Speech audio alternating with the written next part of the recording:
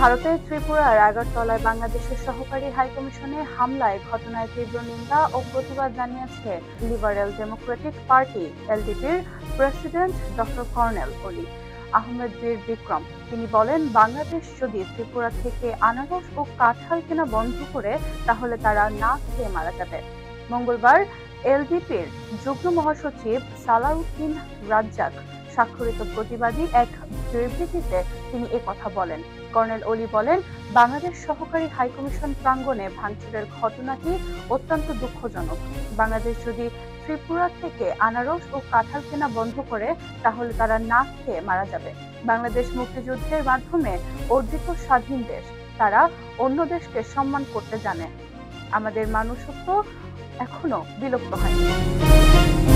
পশ্চিমবঙ্গের মুখ্যমন্ত্রী মমতা বন্দ্যোপাধ্যায়ের জাতিসংঘের কাছে বাংলাদেশের শান্তিরক্ষী বাহিনী পাঠানোর বিষয়ে প্রতিবাদ জানিয়ে কর্নেল অলি বলেন, ভারতের বিভিন্ন রাজ্যে যখন মুসলমানদের উপর হামলা হয়েছে তখন মমতা কোথায় ছিলেন?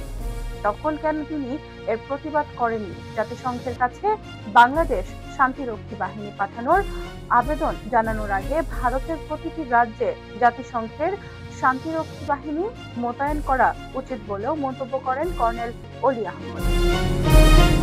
বাংলাদেশ কোথাও হিন্দুদের ব্যবসা প্রতিষ্ঠান ও মন্দিরে হামলা হয়নি জানিয়ে কর্নেল অলি বলেন, আমি পশ্চিমবঙ্গের মুখ্যমন্ত্রী মমতা বন্দ্যোপাধ্যায়কে আমন্ত্রণ জানিয়ে বলবো, আপনি ট্যুরিস্ট ভিসায় বাংলাদেশের প্রতিটি জেলা ভ্রমণ করুন, তাহলে বুঝতে পারবেন এ দেশের হিন্দুরা কতটা নিরাপদে আছে।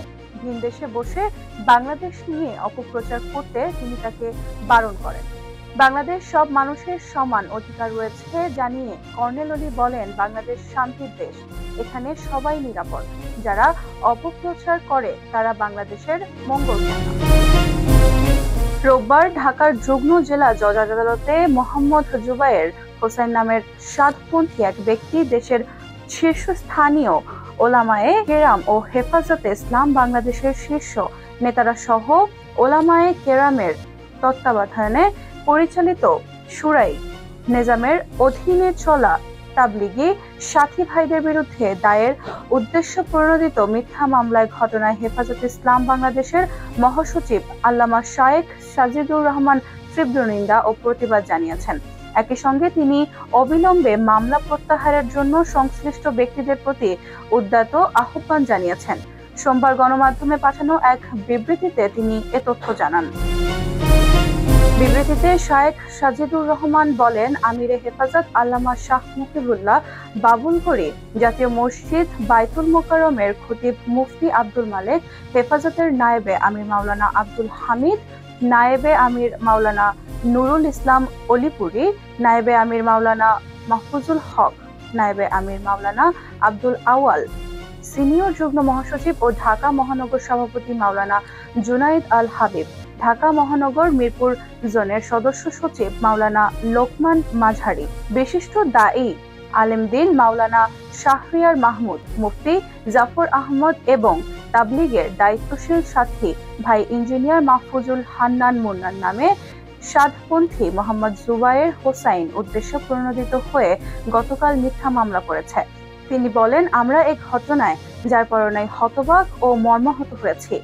হয়রানিমূলক এই মিথ্যা মামলায় ঘটনায় তীব্র নিন্দা ও প্রতিবাদ জানাচ্ছি। একই সঙ্গে দায়েরকৃত মানহানিকর এই বনোয়াট মামলা অবিলম্বে প্রত্যাহার করার জন্য সংশ্লিষ্ট ব্যক্তিদের প্রতি আহ্বান করছি। তিনি আরো বলেন, আমরা বিভিন্ন মিডিয়া মারফত জানতে পেরেছি মহামান্য কোর্ট আগামী 14 জানুয়ারি এই মামলা শুনানির দিন ধার্য করেছেন।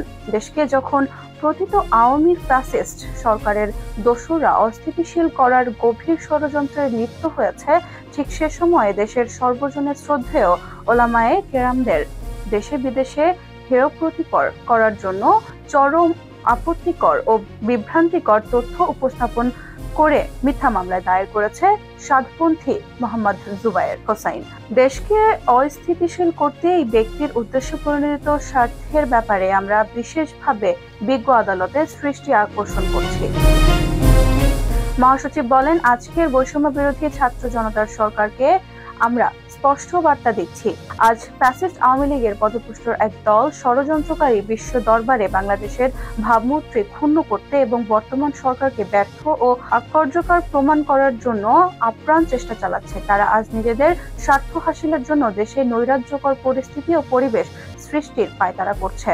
তাই এদের সব অপচেষ্টা রুখতে এবং অনাকাঙ্ক্ষিত বিশৃঙ্খলা ও বিপর্যয় এড়াতে নির্বাহী আদেশের মাধ্যমে ওলামায়ে কেরাম সহ তাবলীগের দায় ভাইদের নামে দায়ের মানহানির ও অপবাদমূলক মিথ্যা মামলা বাতিল করার জন্য সরকারের উপদেষ্টাগুলির নিকট জোর দাবি জানাচ্ছি।